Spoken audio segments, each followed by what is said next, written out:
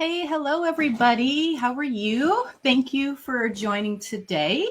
Today's presentation is that it's not your fault that you're overweight. And I'm going to be going through some slides and try to explain this to you as best I can. There's a lot of science behind it. There's a lot of research behind it. And there's a lot of emotion behind it. So you may get a little bit teary-eyed, and you know what? That's okay. So first of all, welcome everybody. And for those of you that are watching it later on the taped broadcast, welcome to you as well. So first of all, what I'd like to do is make sure that my technology works here better. So as I said, it's really not your fault that you're overweight and that you've been struggling for probably most of your life, like I did. And I want to explain why. First of all, 63% of people are going to die this year from diet-related diseases, including cancer, diabetes, and stroke. And over the next 20 years, developed nations like ours and other places in the world, we're going to be spending over $47 trillion on diseases that are caused by the global industrialized diet. Let me make this a little bit better here so you guys can see it better. There, that's a little bit better. So there's some big numbers right there. $47 trillion on diseases that are caused by the global industrialized diet. That's pretty serious. Now, keep in mind that at least 108 million people in America, probably some of you here listening, actually go on a diet 4 to 5 times a year and fail. Why is that? Why is it that 4 to 5 times a year, 108 million and probably more Americans go on a diet and they fail? I'll tell you why. It's because we all grew up on the standard American diet, eating cereal and ice cream and cake and cookies, pastas, packaged foods, bagels, muffins, pizza, In-N-Out Burger, McDonald's, diet sodas, refined sugars, products full of refined flours, industrialized beets and poultry and dairy full of antibiotics and hormones, artificial sugars, anything in a box. So are you ready for this? What it's done is it's messed with our brain chemistry and how our body actually processes what we eat and what we drink. So here's an example. How many times have you just had dinner and then you settled in to watch TV or maybe a movie or something, or, hang out with some people at your house, and you grab a bag of chips or some popcorn or maybe some ice cream or a piece of cake, or maybe you grab a cocktail and you eat it and you still don't feel full or satisfied? Why is that? You just had dinner and you still wanted more. Why not? I'll tell you why. It's because our bodies, they haven't adapted to this nonstop smorgasbord of calories from all of these heavily processed foods that are full of refined sugars and flour and preservatives and all of these ingredients that the food manufacturers put into our food that our bodies really can't process. So here's something I want you to seriously listen to. So when we eat too much, the excess foods that we don't immediately burn off, it goes into our fat cells, and that's normal. So as our cells become fuller, they secrete a hormone which is called leptin. And this is a feedback mechanism in the brain that's supposed to tell you, hey, I'm full, stop eating, right? So kind of look at it like this. Have you ever gone to the gas station? I'm sure everybody has. And your tank was almost empty. So you pull up to the service station, you pull up to the pump, you open up your gas cap, you take the pump, you put it in, and you start to pump the gas. So you're sitting there and you're pumping it and you're pumping it and you're pumping it and you're pumping it, right? And sometimes you can put that little lever down and you don't have to hold your index finger there. It'll actually do it yourself. Then all of a sudden, like pops, right? You hear this click. And that tells you, hey, stop pumping gas. it's full. So you hear that little click, you immediately take the pump out, you put it back on the stand, and then you close your gas cap and you go away, right? So why am I telling you this? It's because when we've been eating so many of the wrong foods over the years, this causes our insulin levels to skyrocket. I don't want to get into insulin and everything on this presentation right now. I'll do that later. So because of this, this causes leptin resistance. Your brain isn't getting the message to stop eating. Just like when you're pumping gas and that click, that lever goes off to tell you to stop pumping gas. Well, guess what? So many people have leptin resistance. They don't get the message to stop eating, just like you don't get, if that little click didn't stop when you're pumping gas, but you kept pumping it and more gas and more fuel went into your engine and it went all over the place, it would ruin it, right?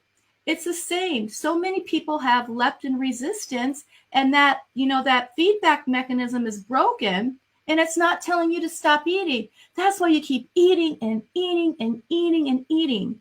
Can anybody relate to this? Has this ever happened to you? So basically, in our brains think we're starving. So you keep eating and you stay fat. How do you like that? So how many times have you had a craving for a certain type of food? I myself, oh my goodness, I would crave chocolate chip macadamia nut cookies. Love them to this day. My mouth waters when I think about them.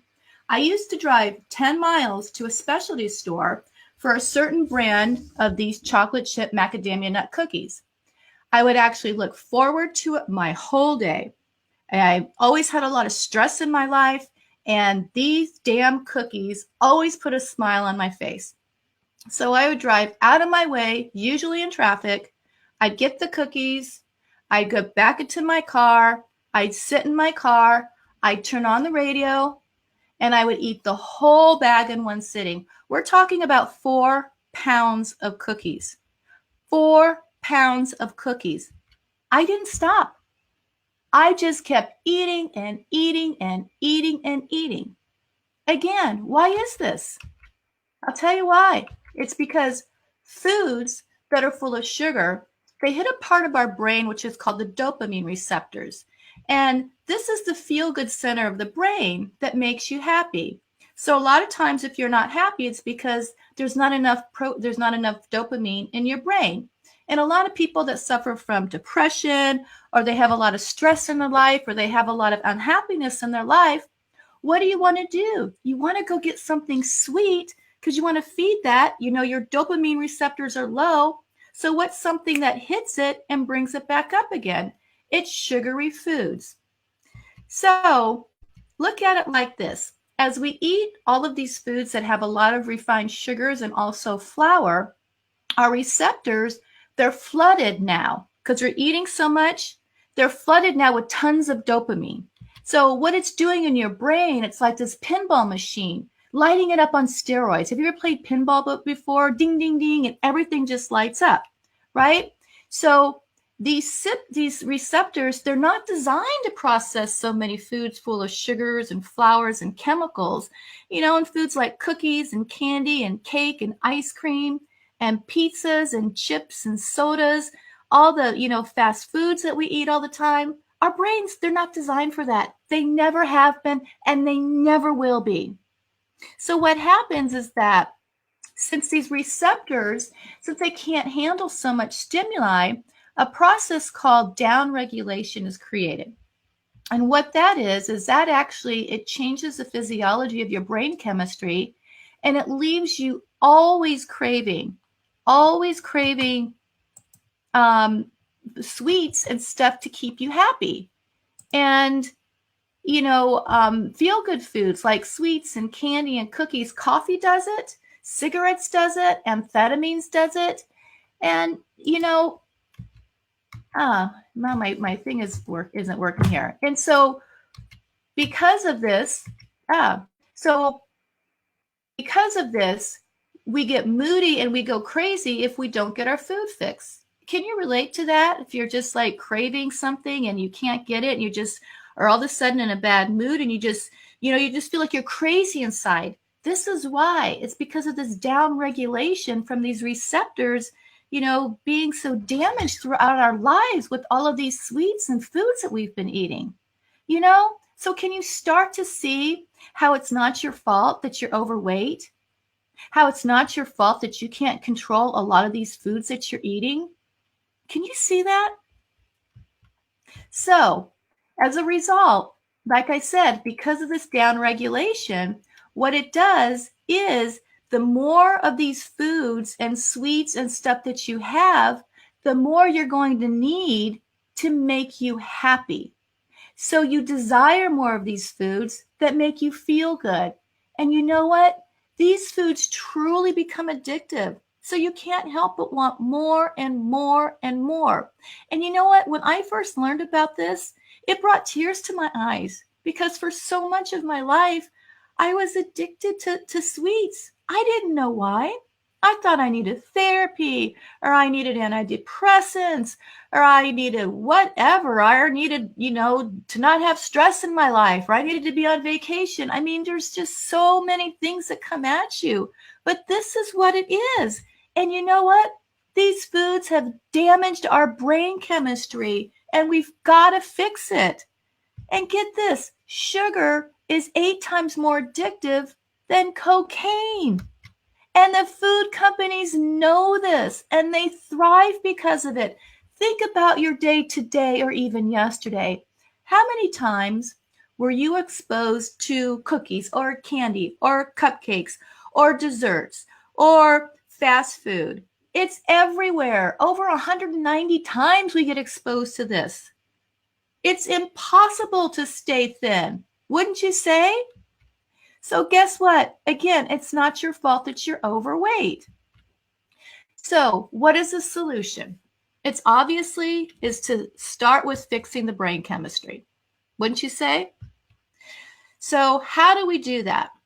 First of all, what we have to do is we have to determine how sensitive you are to the pool of these refined foods that you've been eating. Because you see, not everybody is equally sensitive or susceptible. For example, say you're going to an event and you are tasked to bring 2 dozen of cupcakes. So you go to the bakery and you order 2 dozen cupcakes, and you see them and you look at them and you're like, oh my God, those are so pretty. And, you wait for them, you take the boxes and you leave, but you don't have any urge for any. Okay. Then there's another 30% of the population that they will go to the bakery and they'll be, oh my goodness, those look so good. I want to have one. So they'll actually get one and they'll eat it and they'll be done with it. And they'll even go to the event and maybe they'll have one or a half. They're fine. They can do moderation. All right. Then there's another set of the population that is extremely sensitive to refined foods. They'll go they'll go to the bakery. They'll order the 2 dozen cupcakes or donuts or whatever, desserts, whatever they're getting. But they'll also order a dozen of cupcakes for themselves. And while they're waiting, they'll eat a couple. They'll go to the party, they'll have a couple, and they'll go home and eat the rest because they can't stop. So, number one, you have to understand where you're at. And then once we do this, guess what? Once we determine your sensitivity, we can tailor a proper weight loss program that's sustainable, that can heal the brain, that can help you out so you never, ever have to go on a diet again. So you have the foods, that your body needs, and you know how to order at restaurants, and you know what to eat when you're at home, when you're out with friends, when you're traveling. So that's the answer, is we determine that. And then we can tailor, a program for you, and you'll be on your way, and you'll never have to deal with weight loss problems again. What do you think of that? Isn't that great? So what I want you to do is I want to invite you to join my Invisible Belly weight loss program. And what you can do is you can book a complimentary weight loss coaching call with me. And what we'll do is we'll probably spend about 45 minutes, and we'll just talk and find out what it is that your issues are. And then I'll see if, I have something that can help you out, and see if we're a good fit for both of us. So anyway, I hope that this helped today, and I look forward to seeing any questions, but I definitely look forward to having a call with you. All right. Thank you very much. Thank you for being here. I wish you all a blessed and a healthy day. Take care. Bye-bye.